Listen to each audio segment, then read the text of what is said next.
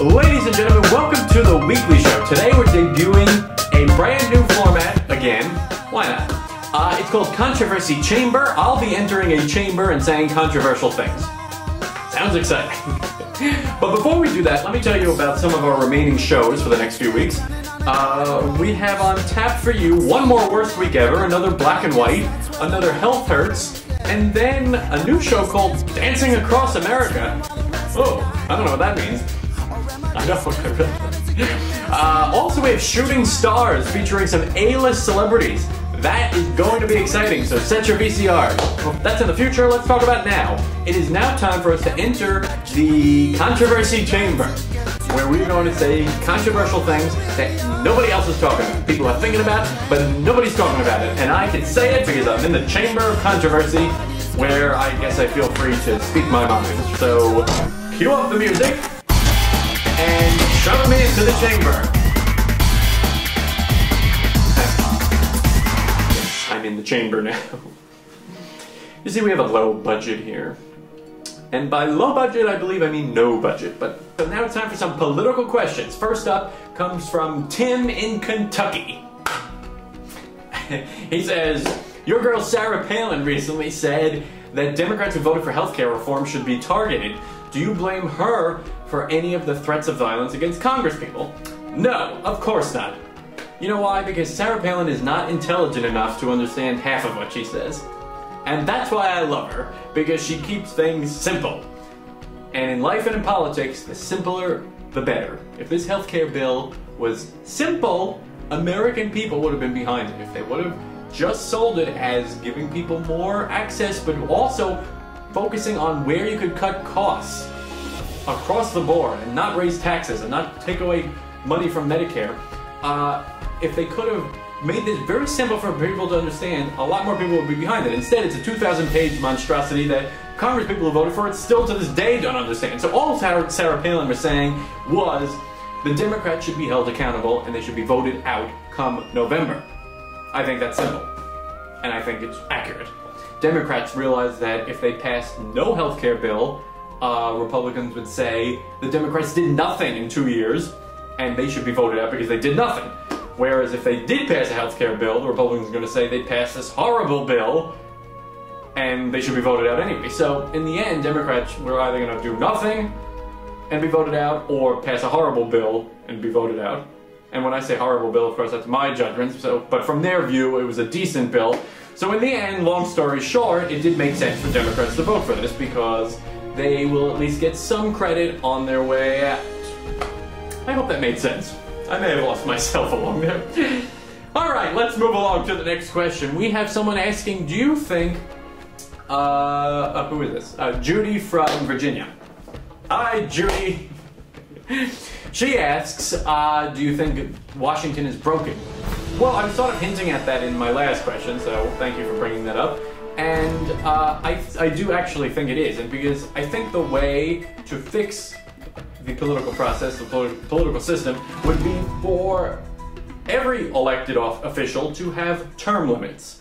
One term to make or break the best policies that they could do while there, then everybody would work together because they would want on their resume for their biographies that come out later, achievements to speak of. So a little selflessness is what's needed in government.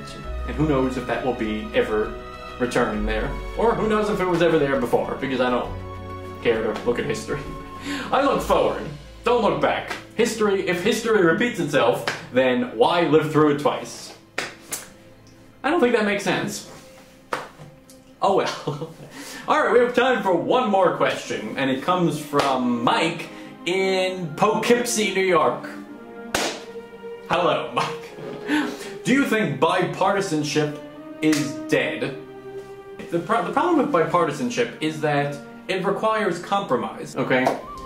And compromise means each side giving up something in order to get something.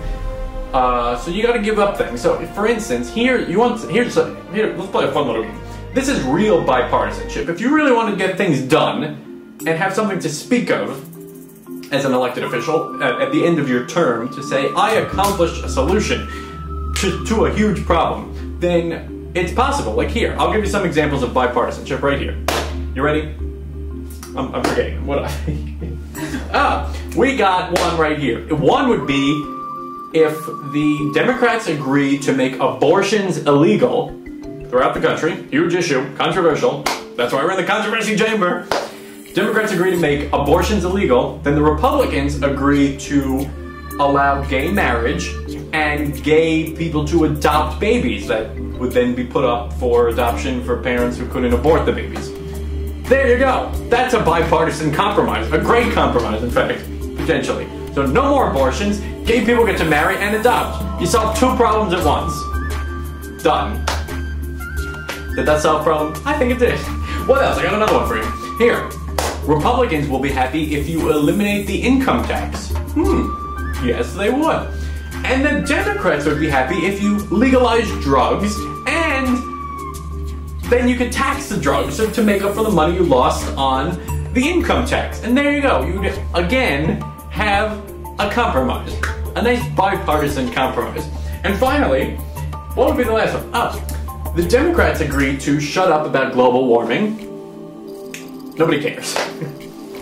People might care, but until there's hard evidence that we could do something to stop it, shut up. And that's my little personal injection there.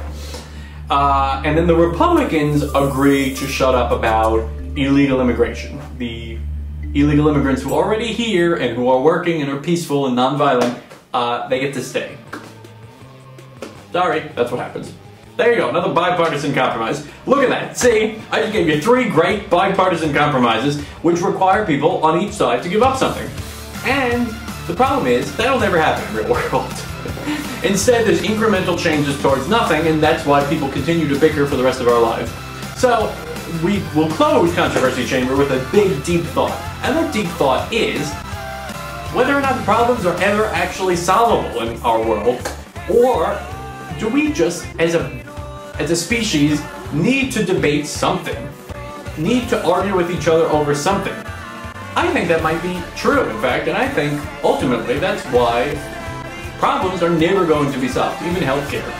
It's not solved. I mean, not everyone is still going to be covered, and the system's still going to go bankrupt in a few years, so in the end, I guess that's what we do here, is we all just debate and argue over things, because I guess if everything was perfect, what would we do every day?